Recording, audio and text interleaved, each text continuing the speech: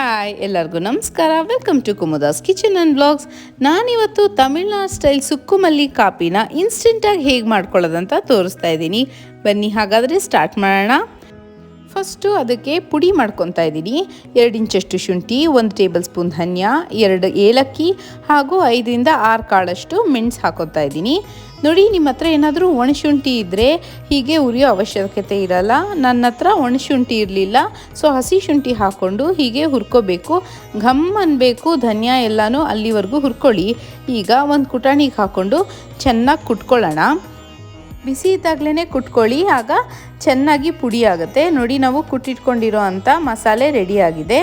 ಈಗ ಕಾಪಿ ಮಾಡ್ಕೊಳ್ಳೋದಕ್ಕೆ ನಾನು ಒಂದು ಪಾತ್ರೆಗೆ 2 ಕಪ್ಪಷ್ಟು ನೀರು ಹಾಕ್ತಾ ಇದ್ದೀನಿ. ಇದಕ್ಕೆ 2 ಟೀ ಸ್ಪೂನಷ್ಟು ಬೆಲ್ಲದ ಪುಡಿ ಹಾಕ್ಕೊಳ್ಳೋಣ. ನಾನಿಲ್ಲಿ ಆರ್ಗ್ಯಾನಿಕ್ ಬೆಲ್ಲ ಯೂಸ್ ಮಾಡ್ತಾ ಇದ್ದೀನಿ. ಸಕ್ಕರೆಗಿಂತ ಬೆಲ್ಲ ಹಾಕಿದ್ರೇ ಒಳ್ಳೆ ಎಫೆಕ್ಟಿವ್ ಆಗಿರೋದು. ಇದಕ್ಕೆ ಇವಾಗ ಜಜ್ಜಿಟ್ಕೊಂಡಿರೋ ಅಂಥ ಮಸಾಲೆ ಹಾಕ್ಕೊಳ್ಳೋಣ. ಚೆನ್ನಾಗಿ ಒಂದು 10 ನಿಮಿಷದವರೆಗೂ ಕುದಿಸಿ, ಆಗ ಆ ಮಸಾಲೆ ಫ್ಲೇವರ್ ಎಲ್ಲನೂ ನೀರಿಗೆ ಇಳ್ಕೊಬೇಕು. 10 ನಿಮಿಷ ಆದಮೇಲೆ ಸ್ಟವ್ ಆಫ್ ಮಾಡಿಬಿಟ್ಟು ಸ್ಟ್ರೈನ್ ಮಾಡ್ಕೊಳ್ಳೋಣ. ನೋಡಿ, ನಿಮಗೆ ಕೋಲ್ಡ್ ಇರಲಿ, ಕಾಫ್ ಇರಲಿ, ಏನೇ ಇರಲಿ, ಗಂಟ್ಲು ಇನ್ಫೆಕ್ಷನ್ ಎಲ್ಲ ಆಗಿರಲಿ, ಇದನ್ನು ಕಂಟಿನ್ಯೂಸ್ ಆಗಿ ದಿನಕ್ಕೊಂದು 2 ಟೈಮ್ ಕುಡಿತಾ ಇದ್ದರೆ ಹೊರ್ಟೋಗ್ಬಿಡುತ್ತೆ.